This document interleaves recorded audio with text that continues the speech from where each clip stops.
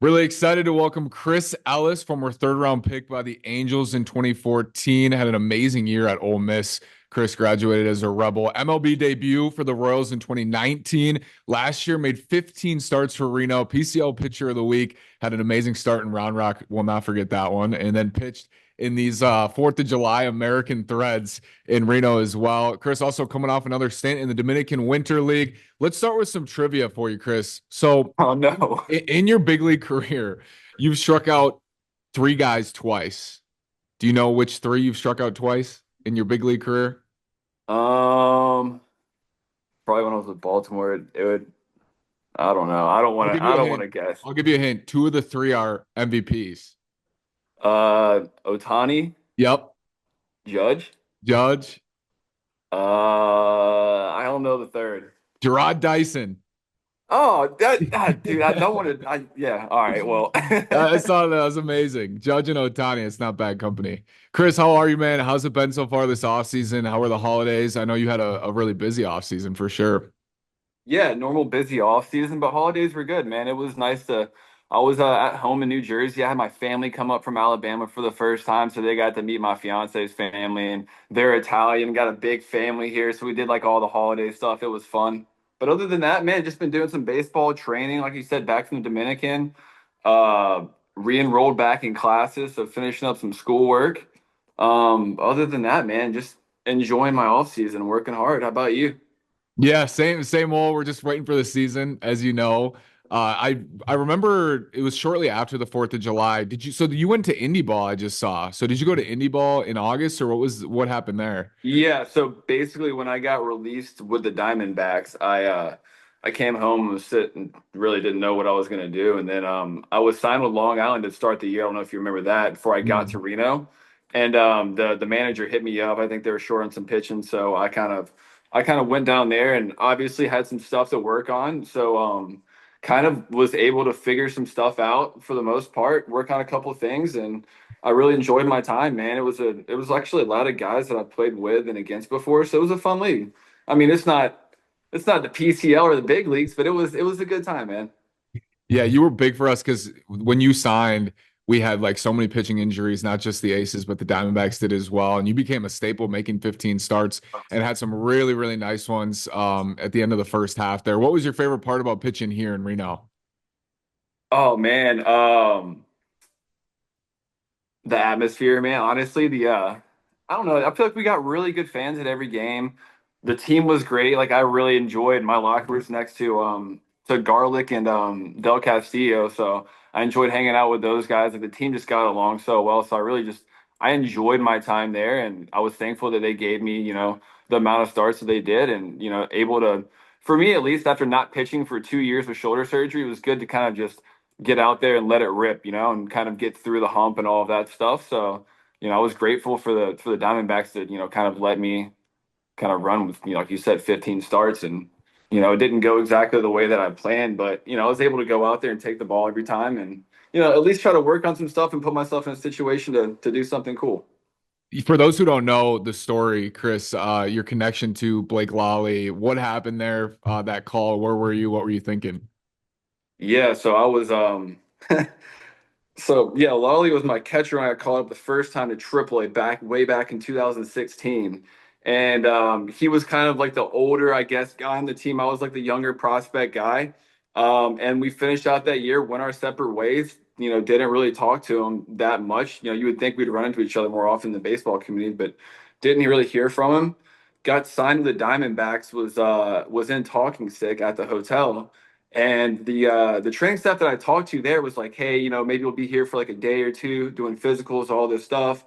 I didn't really know what to expect. I got back to my hotel room about 3, 4 o'clock that afternoon. I was about to get some oreganos, get some pasta in me. I see Blake Lawley calling, and I'm like, man, like I wonder if he butt dialed me or something. I don't know why he's calling me. And then it clicked in my head. I was like, oh man, I think he's a manager with the Diamondbacks. Like, anyways, hey man, how's it going? He's like, hey, you ready to come play for me? And I was like, hell yeah, man, I can't wait. When am I leaving? He's like, oh, you got a flight tonight. You're starting tomorrow. We got a day game. And I was like, oh, okay, that's nice. I'll see you tomorrow morning. And sure enough, man, I was so happy to see him, and it was really a great experience and a great opportunity. And one of those things in baseball where everything kind of comes full circle, where he was kind of the older guy on the team, and then fast forward 10 years later, I'm kind of in the spot that he was in as the older guy, and now he's the manager. And it was one of those full circle moments that was cool and a cool experience to play for him. Did that experience, like being with him, someone you played with, have you ever considered like that could be you potentially after your career is over, like as a pitching coach or in a dugout? Because you like clearly have the personality for it. Has that ever crossed your mind? Yeah, absolutely. I mean, I've played baseball my entire life. It's really the one thing that I really know.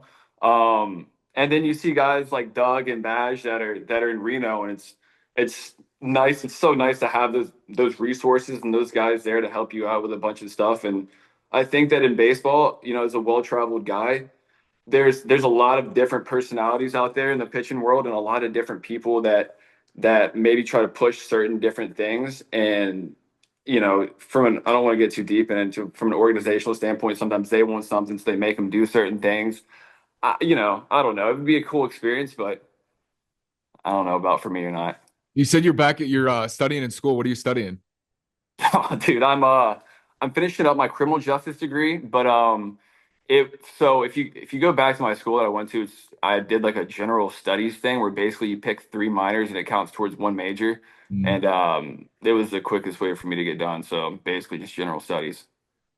So you might be joining the family law firm. Yeah, dude, Caroline, that was the first thing. Yeah, I was gonna She's like, "Yeah, say. we got a spot for you, at the law firm." And I was like, "Man, I don't know It'll if I be want to go through there. 2 years to be a lawyer and then you be my boss, but maybe." So you're planning to pitch though, this upcoming season. Are you still trying to figure out where that's gonna be?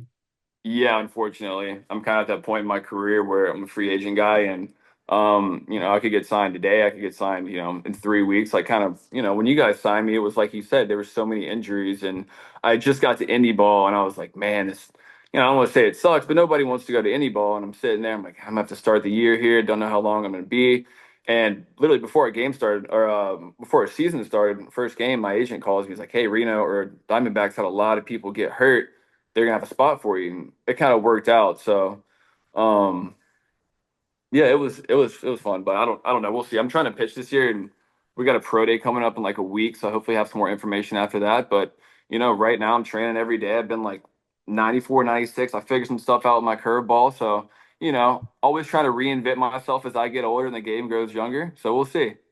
Yeah, the third round pick, have pitched in the big leagues. Like you've always had the talent to do that. How much do you feel like it has been physical, like coming out of starts? If your velo is down or you feel like you didn't pitch well, how much of it has been physical? Because you've dealt with injuries too, plenty of them.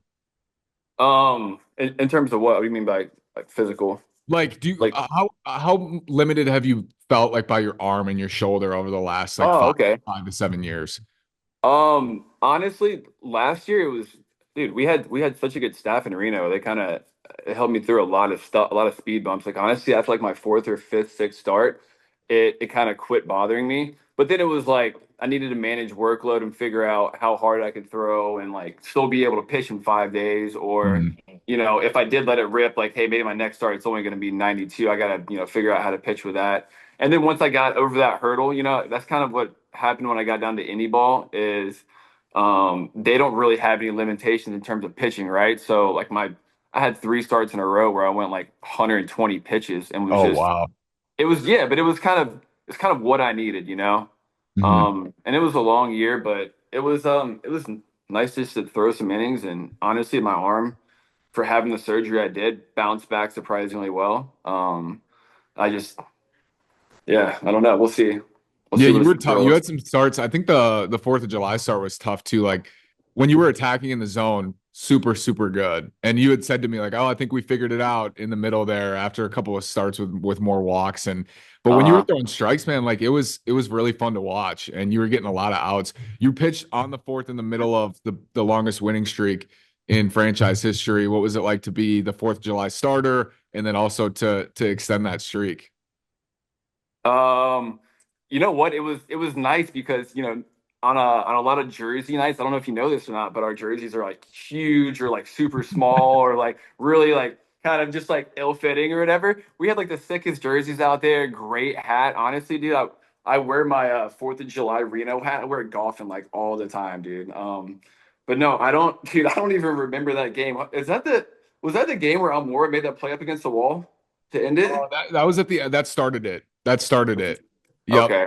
The 4th of July start, I want to say you pitched well. There was like some batted ball luck that had happened in that start. And then we walked it off with Chaparro at the end. So it was one of the walk-offs Oh, that's right. Chappie there. walk. Yeah. Dude, he had like a Yeah. couple walk-offs during that streak Yeah. or A something, couple in right? a He was row. rolling. Yeah. Yep. I Yeah, it was a remember that now. talented group. Like you mentioned, Garlic and Dell and all those guys. As a veteran in that clubhouse, what did you feel like your role was with some of the younger guys too? Um, I don't know, man. It's kind of different.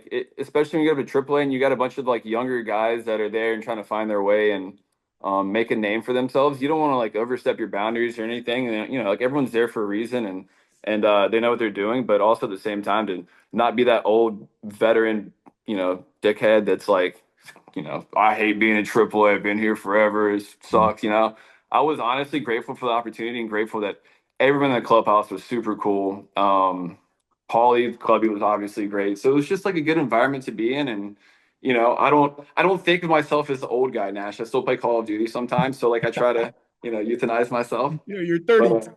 You're not old. I know I don't feel old at all. Dude, that's the thing, man. Like I don't feel old. Like I still feel like I go to baseball and I get better at something every single day that makes me just like minimally better, right? In terms of like becoming a complete pitcher.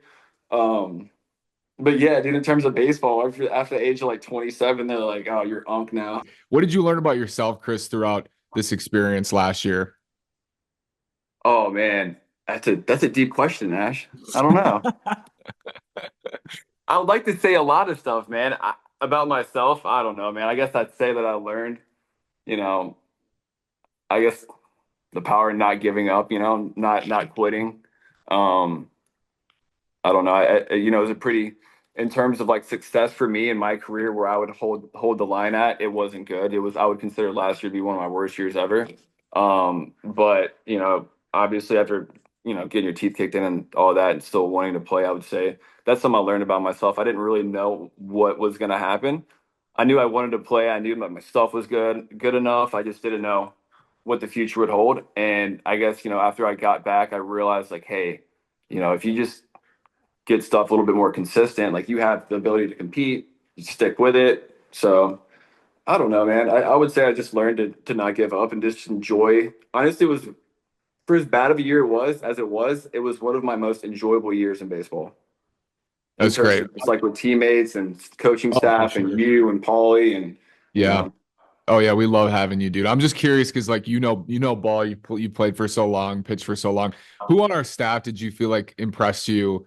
Like we had Mena and Henry and Wally and the bullpen was good in the second half especially, but who on the staff did you look at and think like, "Oh, I could learn something or teach something to this pitcher?" Um, I don't, man. I'll tell you what. The way, the only thing that really helped me out was Mana. Helped me out a little bit with my curveball in terms of just like I after I got released, I had like a come to Jesus moment with myself and started trying to work on some stuff and end up spiking my curveball and made it significantly better. So I'd say I learned that from him. I didn't really teach anybody. I don't think anyone was coming to me for advice this year unless it was about um, shoulder injury or arm care or how to like recover, stuff like that. But dude, Diaz in Sacramento, I believe it was. Do you remember Mhm. his start there? Yeah. Dude, that was one of the most impressive performances I've seen in baseball ever. That's That was amazing. insane. He knew the swings and misses. He like came up to me. He's like at 26. He like 26 or 27 whiffs. It was insane. Yeah, dude, it was Actually, 8 and fun 6. There's having so you. many. Oh gosh, it was so fun having you. I hope you're back. It would be super cool to have you back. And if not, maybe we'll see you in the PCL coming through again. Reno fans, you're beloved here. Obviously, the clubhouse loved you. We miss you. We hope you're back. And thank you, brother. Enjoy the rest of the holiday season, I guess. The Christmas tree is going to stay up till Valentine's Day, I hear. So you can keep Oh well, dude, Caroline has her way. It will for yeah, sure.